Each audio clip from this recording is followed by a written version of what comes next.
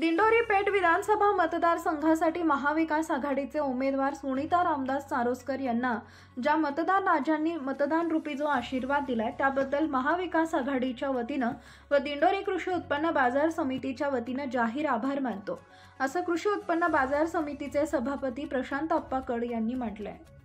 नमस्कार। येत्या 2024 विधानसभा निवडणूक महाविकास आघाडीचे उमेदवार आपल्या सर्वांच्या भगिनी सौ सुनीताताई रामदासजी चारोस्कर व या जिल्ह्याचे नेते श्रीरामजी शेटे साहेब व सर्वच महाविकास आघाडीचे प्रमुख नेते यांच्यावर आपण पेठ आणि दिंडोरी तालुक्यातील जनतेने जो विश्वास दाखवला आणि त्यांनी भरभरून मतदान रूपी आशीर्वाद दिले, मी जनतेचे मनापासून आभार मानतो व मी दिंडोरी कृषी उत्पन्न बाजार समितीच्या वतीने सर्व शेतकरी बांधवांच्या वतीने मी त्यांचे मनापासून आभार मानतो आणि